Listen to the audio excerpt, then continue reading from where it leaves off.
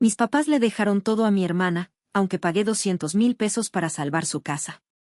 Un mes después, mamá pidió, paga la hipoteca. Respondí, que la herencia lo cubra. Luego, Laura falsificó mi firma. Gracias por acompañarnos el día de hoy, es un gusto tenerte aquí. Antes de empezar, cuéntanos desde dónde te conectas, escribe el nombre de tu ciudad en los comentarios. Vamos a retomar la historia justo donde la dejamos. Era un sábado por la mañana, como cualquier otro, cuando llegué a la casa de mis papás en Morelia. El sol apenas calentaba las calles empedradas del barrio, y el olor a café y pan dulce llenaba el comedor. Mamá, Carmen, me recibió con su sonrisa de siempre, aunque un poco cansada.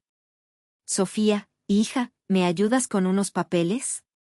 Ya sabes que no entiendo esas cosas, dijo, señalando una pila desordenada sobre la mesa.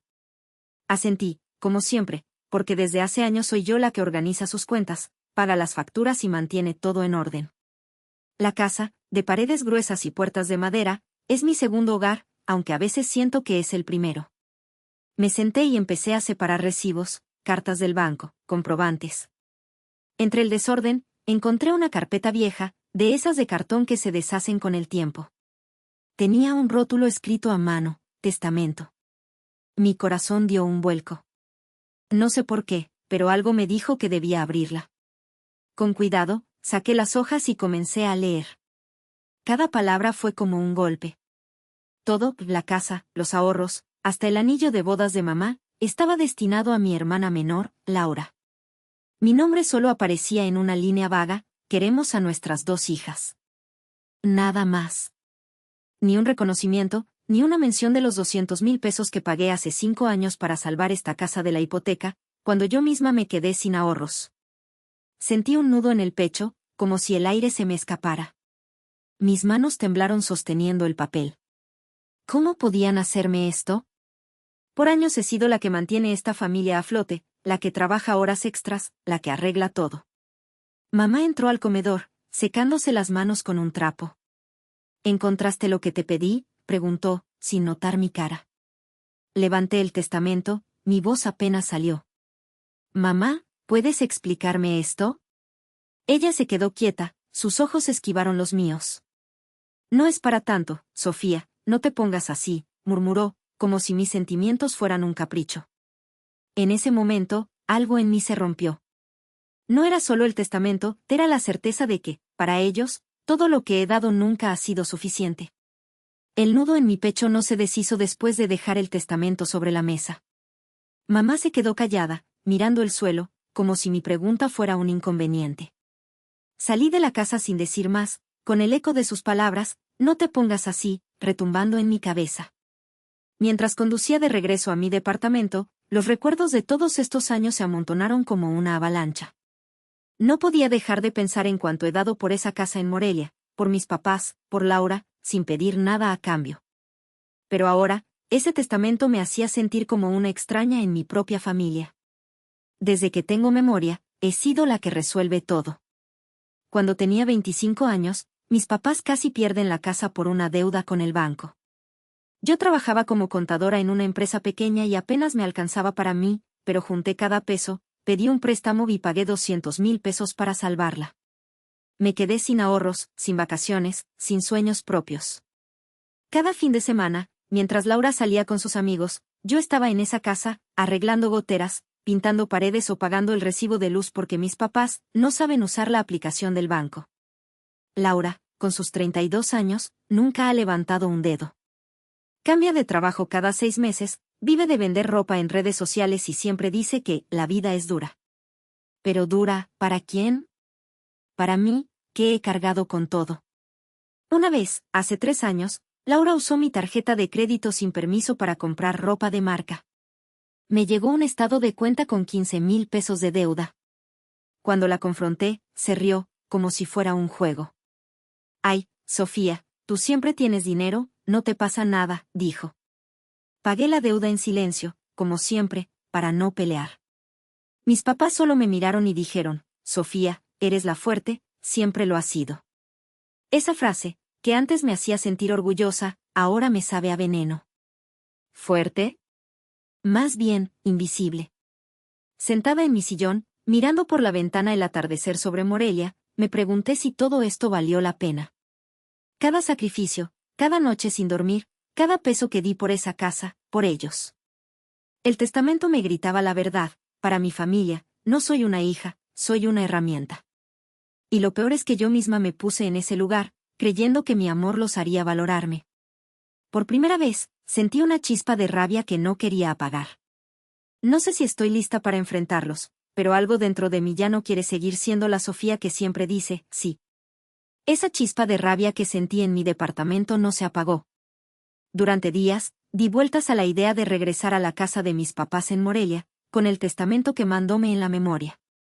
No podía seguir actuando como si nada hubiera pasado, como si esos 200,000 pesos que pagué por su casa, las deudas de Laura con mi tarjeta o las horas que pasé arreglando su mundo no significaran nada. Finalmente, una semana después, tomé aire, guardé el testamento en mi bolsa y manejé hasta allá. El olor a café y pan dulce ya no me reconfortaba hasta ahora, la casa se sentía como un lugar donde nunca encajé. Entré al comedor y vi a mamá, Carmen, cortando chiles para la comida. Papá, Manuel, leía el periódico en la sala.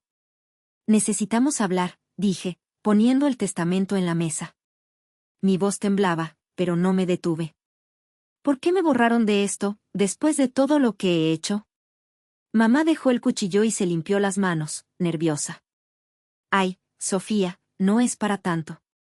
Laura necesita más ayuda, tú siempre has sido la fuerte, respondió, como si eso lo explicara todo. Sentí un nudo en la garganta. ¿Segura, mamá? ¿Y yo que no merezco nada después de darlo todo?, repliqué, señalando la carpeta. Papá se acercó, suspirando como si yo fuera una niña haciendo berrinche. Sofía, no seas egoísta. Tu hermana no es como tú, no sabe manejarse sola. La palabra, egoísta, me pegó como bofetada. Recordé las noches sin dormir por pagar sus cuentas, las veces que dejé mis sueños para que Laura pudiera salir adelante. Entonces, papá soltó algo peor: Laura ya sabía del testamento, y lo aprobó. Dijo que estaba bien.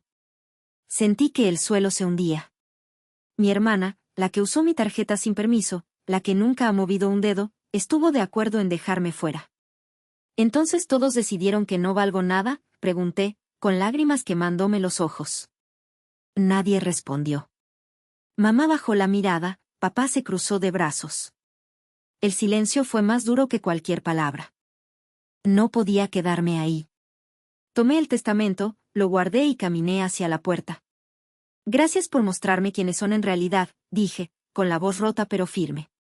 Salí sin mirar atrás. Mientras manejaba, el dolor se mezcló con una claridad que nunca había sentido. Mi familia no me veía como hija, sino como la que siempre arregla todo. Pero algo en mí se negaba a seguir siendo esa Sofía. Por primera vez, supe que no volvería hasta que me respetaran, aunque eso significara perderlos. El eco de mi propia voz diciendo, gracias por mostrarme quiénes son, me siguió durante días después de salir de la casa de mis papás. No volví a Morelia ese fin de semana, ni el siguiente.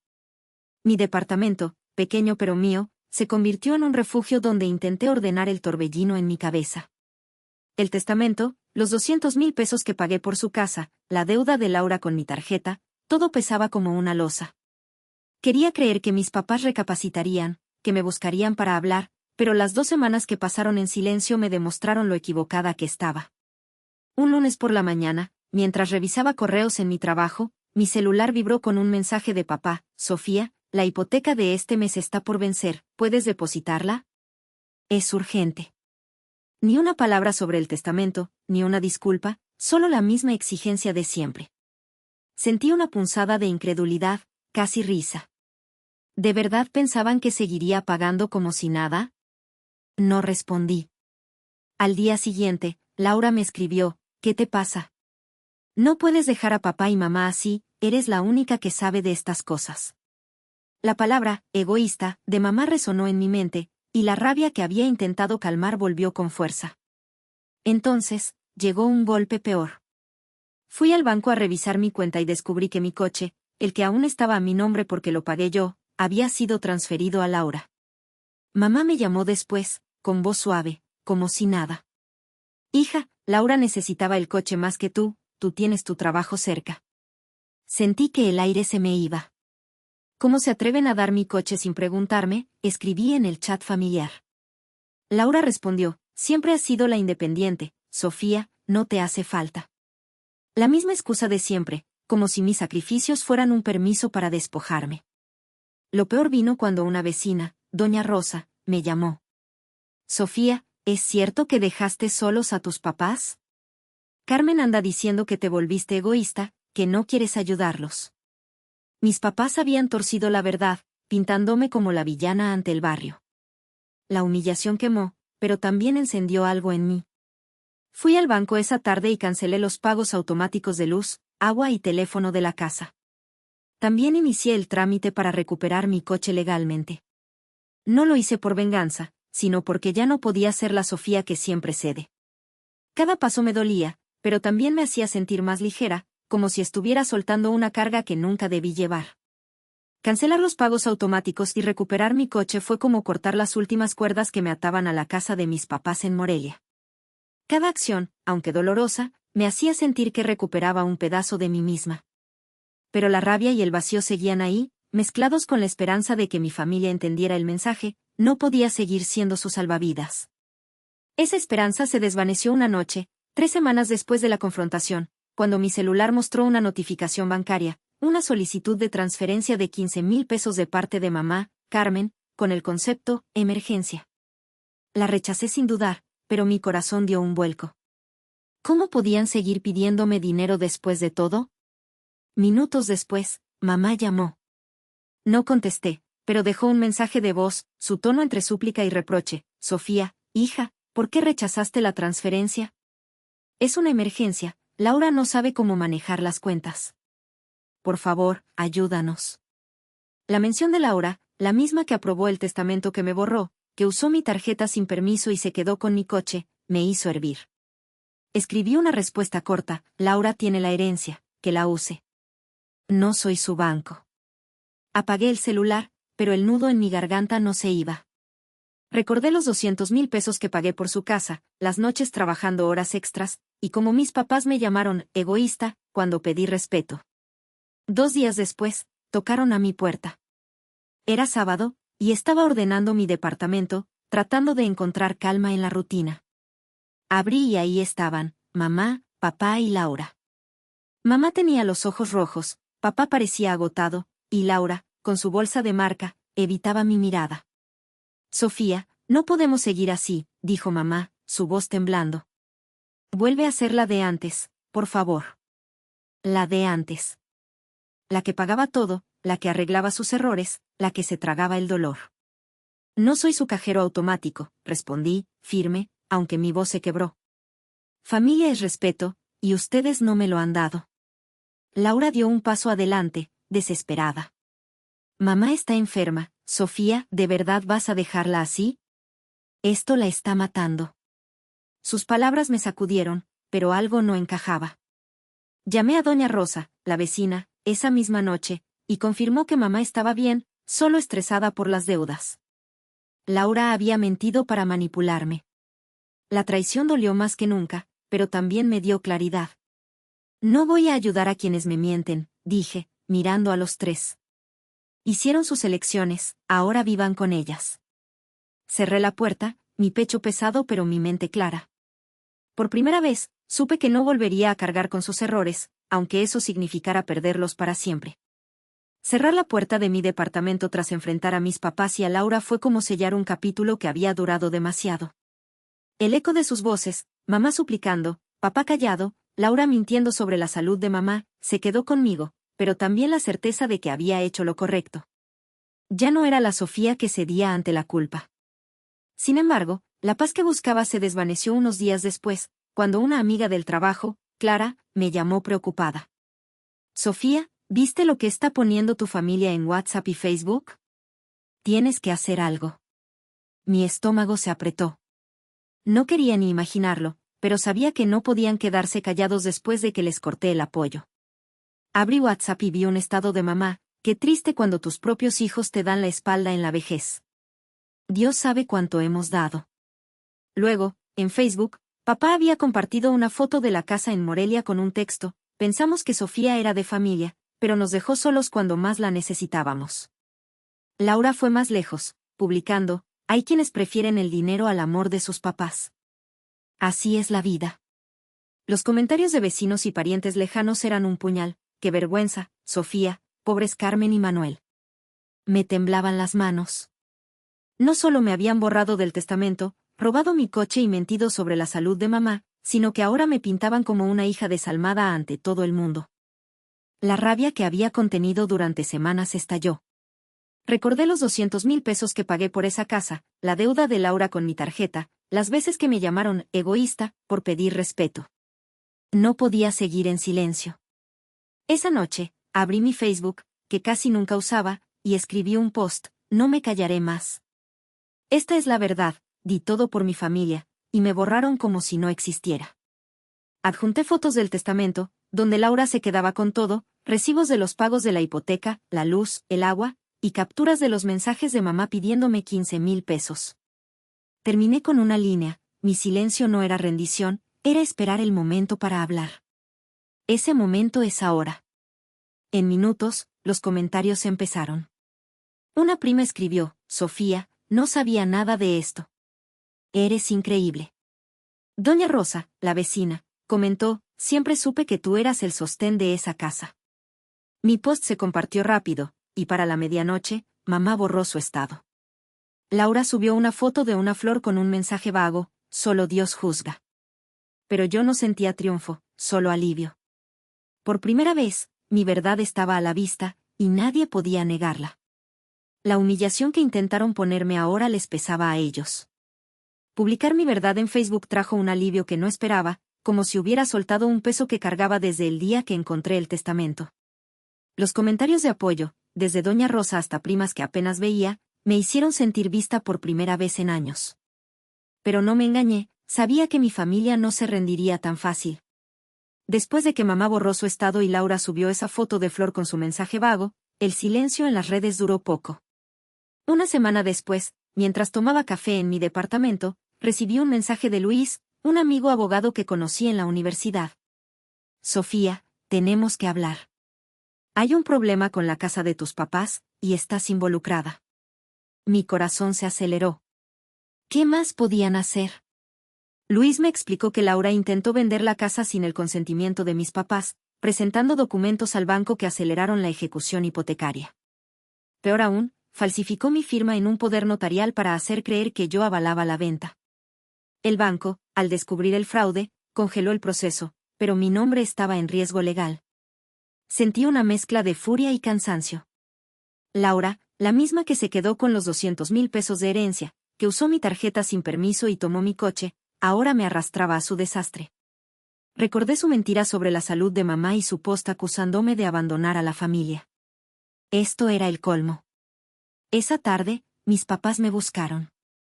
Llegaron a mi departamento sin avisar, con Laura detrás, mirando al suelo. Mamá, con los ojos hinchados, suplicó: Sofía, el banco nos va a quitar la casa. Por favor, ayúdanos a arreglar esto. Papá, más serio que nunca, añadió: hicimos mal, lo sabemos, pero si no haces algo, nos quedaremos en la calle. Me crucé de brazos, recordando cada traición. Podría ayudar, dije, mi voz fría, pero primero quiero escuchar que reconocen lo que hicieron. Todo, el testamento, el coche, las mentiras. Papá frunció el ceño. Siempre fuiste terca, Sofía, murmuró, y mamá solo lloró. Laura no dijo nada.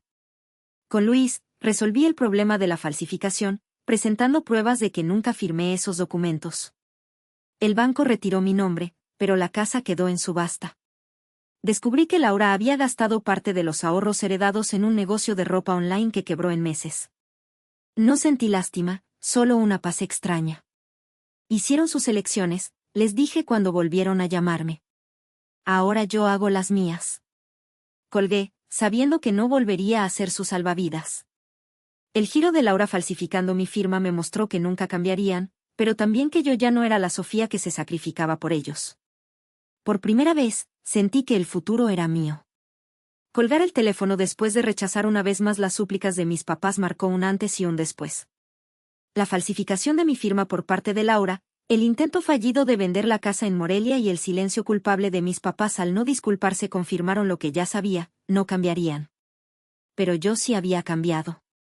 La Sofía que cargaba con los 200,000 pesos de su hipoteca, que pagaba las deudas de Laura y soportaba ser llamada egoísta, se había ido. En su lugar, estaba una mujer que, por primera vez, se ponía a sí misma en el centro. Ese día, mientras el sol se ponía sobre mi departamento, sentí una paz que no había conocido en años. Decidí vivir para mí. Me inscribí en un taller de cerámica en el Centro Cultural de Morelia, algo que siempre quise hacer pero pospuse por falta de tiempo, o más bien, por estar resolviendo los problemas de mi familia. Cada tarde, moldear el barro me hacía sentir que reconstruía mi vida, pedazo a pedazo. También empecé a dar clases de alfabetización digital a mujeres mayores en un centro comunitario. Ver sus rostros iluminarse al enviar su primer correo o pagar una factura en línea me llenaba de propósito. Una alumna, doña Lupe, me abrazó un día y dijo, Sofía, tus historias nos dan fuerza para decir, no. Respondí, con una sonrisa, eso es todo lo que quiero, que nadie se sienta sola. Sus palabras resonaron con mi propio viaje. La casa de mis papás fue subastada por menos de su valor. Doña Rosa me contó que Laura se mudó con ellos, cargando bolsas del mercado con cara de fastidio. Recibí una carta de mamá, escrita a mano, como las que me mandaba de niña. Sofía, no duermo pensando en lo que pasó. Tu papá está débil. No sé cuánto tiempo nos queda para arreglar esto. Si quieres, aquí estoy. La leí, pero la guardé en un cajón junto a fotos viejas. No la rompí, pero tampoco respondí. No era odio, solo que ya no tenía fuerzas para sacrificarme sin ser valorada. Empecé un blog sobre superar familias tóxicas, contando mi historia sin mencionar nombres. Los mensajes de mujeres que se sentían reflejadas me sorprendieron. Gracias por ponerle palabras a mi dolor, escribió una. En el taller, terminé una pieza de cerámica inspirada en mi viaje, un jarrón con grietas pintadas de dorado, como las heridas que sanan. En una exposición local, una señora me dijo, tu arte habla por las que hemos callado mucho tiempo. Asentí, sintiéndome vista.